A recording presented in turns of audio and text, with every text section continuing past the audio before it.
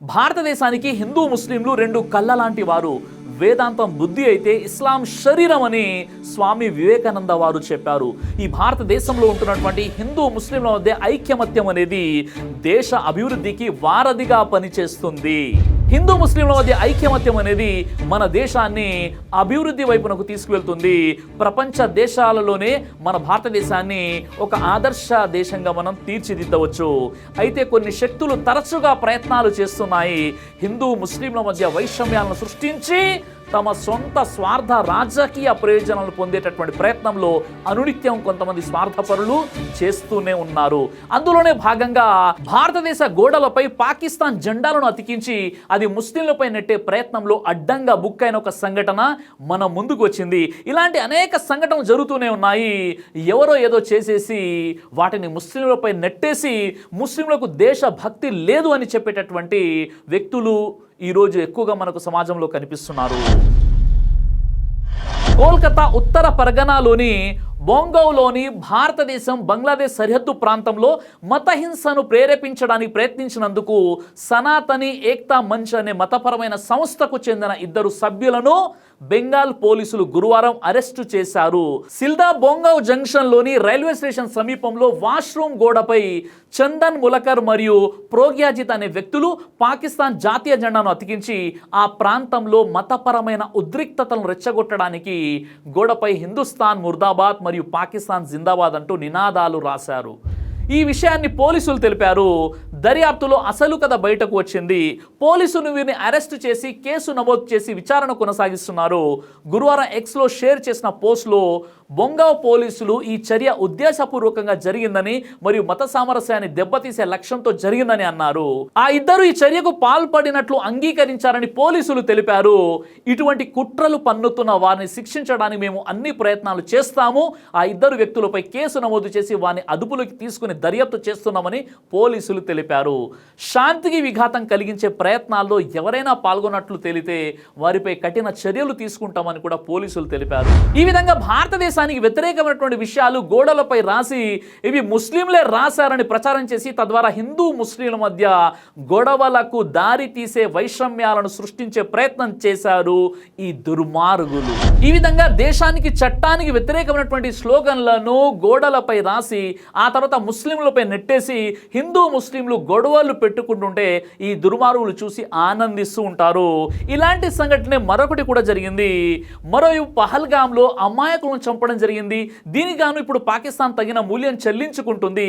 ఈ తరుణంలో శాంతి భద్రతలకు విఘాతం కలిగించేలా 3 ఎక్స్ ముస్లింలు ఏం చేశారంటే ఎక్స్ ముస్లిం సమీర్, ఎక్స్ ముస్లిం సలీం, ఎక్స్ ముస్లిం ఓపెన్ మైండ్ వీళ్ళు 3 కలిసి పహల్గామ్కు వెళ్ళారు. అక్కడికి వెళ్ళి చాలా రెచ్చగొట్టే వ్యాఖ్యలు చేశారు. మేము ఇక్కడ నిప్పు రాజేయడానికి వచ్చామని హమ్ ఆగ్ లగా దేంగే అని మాట్లాడినటువంటి విధానానికి వారిని అరెస్టు చేయడం జరిగింది. తర్వాత వీరు క్షమాపణ కోరుకుంటూ వీడియో కూడా చేశారు. हमारे द्वारा जो है शायद हमारे यहाँ के स्थानीय लोगों की भावनाएं आहत हुई हैं। उसमें हमारे द्वारा कुछ ऐसी बातें कह दी गई जिनको नहीं कहा जाना चाहिए था। इसका हमें अफसोस है और हम उसके लिए माफी चाहते हैं. వీళ్ళు ఏమంటున్నారంటే ఖురాన్లోని సూరే తౌబా సూర నంబర్ 9 ఆయత నంబర్ 5లో ఉన్నటువంటి బహుదైవ ఆరాధకులను ఎక్కడ కనబడితే అక్కడ వధించండి అనే వాక్యాన్ని ఆధారంగా చేసుకుని పహల్గామ్ అటాక్ చేశారని ప్రచారం చేశారు ఈ దుర్మార్గులు. వాస్తవంగా చెప్పాలంటే సూరే తౌబా సూర నంబర్ 9 ఆయత నంబర్ 5 ఇది యుద్ధానికి సంబంధించినటువంటి ఆయత్.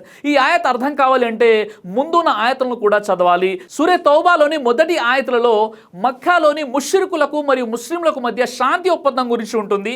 ఈ శాంతి ఒప్పందాన్ని మక్కా ముష్రికులు భంగపరిచారు. ఈ విధంగా అల్లా సూరే తౌబా మొదటి ఆయత్ నుండి చర్చిస్తూ 5వ ఆయతులో మక్కా ముష్రికులకు సంబంధించి తుది తీర్పు ఇస్తాడు.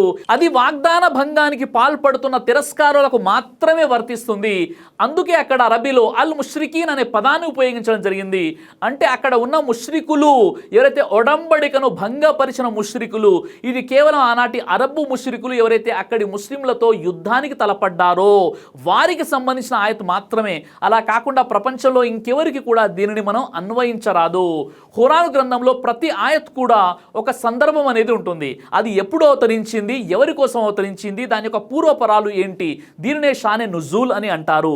అలా కాకుండా ఖురాన్లోని యొక్క ఆయత్ చదివి దీని అర్థం ఇదే అని మనం ఎట్టి పరిస్థితుల్లో కూడా చెప్పకూడదు. మరి ఆ ఆయత్ కోట్ చేసే వాళ్ళు సూర నంబర్ 9 ఆయత్ నంబర్ 6 ఎందుకు చదవడం లేదు? అక్కడ ఏముందంటే, మరియు బహుదైవ ఆరాధకులలో ముష్రికులలో ఎవడైనా నీ శరణు కోరితే అతడికి శరణు ఇవ్వు, తర్వాత అతడిని అతడి కొరకు సురక్షితమైన స్థలానికి చేర్చు. అంటే యుద్ధం జరుగుతున్న సందర్భంలో కూడా ఎవరైనా శాంతి కోరుకుంటే వాళ్ళని సురక్షిత ప్రదేశాల్లో చేర్చండి అని అల్లా సుబ్హానహు వ తఆలా ఈ వాక్యంలో మనకు తెలియజేస్తున్నాడు. ఈ విధంగా యుద్ధ రంగంలో కూడా ఎవరైనా నీ శరణు కోరితే వారిని సురక్షిత ప్రదేశంలో వదిలిపెట్టు అని, యుద్ధంలో కూడా క్షమించండి అని దైవం తెలియజేస్తున్నాడు. ఈ సూరే తౌబా అనేటటువంటి అధ్యాయం మొత్తం కూడా యుద్ధానికి సంబంధించింది. ఇది ఆనాటి అరబ్బులకు మరియు ముష్రికులకు సంబంధించినటువంటి వాక్యాలే తప్ప ఇది ఇతరులకు ఎట్టి పరిస్థితుల్లో కూడా మనం అన్వయించకూడదు. కానీ పహల్గామ్లో అమాయకులైనటువంటి టూరిస్టులను చెప్పినటువంటి దుర్మార్గులు ఎవరైతే ఉన్నారో వారు ఈ ఖురాన్లోని ఈ ఆయత్ ఆధారంగా చేశారని ఈ దుర్మార్గులు చెప్తున్నారు. ఇది వాస్తవమైనటువంటి విషయం కాదు. ఖురాన్లో ఏ ప్రాణిని కూడా అన్యాయంగా హతమార్చకండి అని ఖురాన్లో సూరే మాయిదా నంబర్ 5 ఆయత 32లో దైవం ఈ విషయాన్ని తెలియజేశాడు. కాబట్టి పహల్గామ్లో జరిగినటువంటి దారుణమైనటువంటి సంఘటనను ఖురాన్లో ఈ ఆయతకు ముడిపెట్టి ఖురాన్లో ఇలా ఉంది కాబట్టి వాళ్ళు అలా చేశారని చెప్పడం చాలా పెద్ద దుర్మార్గం. అయితే ఎక్స్ ముస్లింలు ఈ విధంగా చేసినందుకు వాళ్ళని అరెస్ట్ చేయడం జరిగింది. తర్వాత వాళ్ళు క్షమాపణ కూడా వేడుకున్నారు. కాబట్టి విభేదాలు తరచుగా మనల్ని విభజించే నేటి సంక్లిష్ట ప్రపంచంలో మత సామరస్యం అనే భావన ప్రేమ మరియు ఐక్యతకు దారి చూపే దీపంగా నిలుస్తుంది. అన్ని వర్గాల మధ్య పరస్పర గౌరవం మరియు అవగాహనను పెంపొందించడం అత్యవసరం కదా. కాబట్టి విభేదాలు తరచుగా మనల్ని విభజించే నేటి సంక్లిష్ట ప్రపంచంలో మత సామరస్యం అనే భావన ప్రేమ మరియు ఐక్యతకు దారి చూపే దీపంగా పనిచేస్తుంది. అన్ని వర్గాల మధ్య పరస్పర గౌరవం మరియు అవగాహనను పెంపొందించడం అత్యవసరమైనటువంటి విషయం నేటి సమాజంలో. మన దేశం యొక్క బలం వైవిధ్యం ఐక్యతలో ఉందని గుర్తుంచుకోండి. పరమత సహనం, సానుభూతి మరియు ఒకరి విశ్వాసాల పట్ల మరొకరు గౌరవం కలిగి ఉండడం ద్వారా మనం ఐక్యమత్యంగా ఉండగలము. కలిసి అడ్డంకులను కాకుండా కలిసి ఉండడానికి కృషి చేద్దాం. భిన్నత్వంలో ఏకత్వం, ఇదే మన దేశ ఔన్నత్యం. జై హింద్. దైవ ప్రవక్త ముహమ్మద్ సల్లల్లాహు అలైహి వసల్లం వారు తెలియజేశారు, కడుపుకు సంబంధించినటువంటి అన్ని రకాల వ్యాధులకు అద్భుతమైనటువంటి ఔషధం తల్బీనా. ఇది దైవ ప్రవక్త వారి సున్నత్. మంచి ఆహారం, ఇమ్యూనిటీ బూస్టర్, ఇందులో షిఫా ఉంది. ఇది మంచి ఔషధంగా కూడా పనిచేస్తుంది. కాబట్టి పిల్లలు అయినా పెద్దలు అయినా ఎవరైనా దీనిని ఉపయోగించవచ్చు. అలాగే ఖురాన్లో దైవం తెలియజేశాడు, తేనెలో మీకు స్వస్థత ఉంది అని. కాబట్టి స్వచ్ఛమైనటువంటి ఫారెస్ట్ హనీ కోసం మీరు సంప్రదించండి.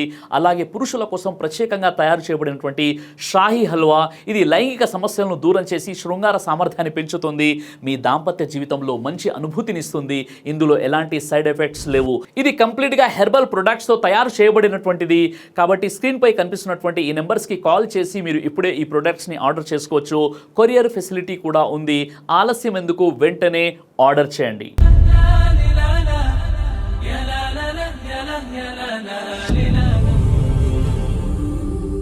బ్రదర్ సిరాజ్ అని యూట్యూబ్ ఛానల్ని మీరు సబ్స్క్రైబ్ చేసినట్లయితే ఇన్షాల్లా దైవచిత్తం అయితే మీకు వీడియోస్ వస్తుంటాయి. అదేవిధంగా బ్రదర్ సిరాజ్ అనేటటువంటి ఫేస్బుక్ని కూడా లైక్ చేయడం వల్ల మీకు వీడియోస్ వస్తుంటాయి.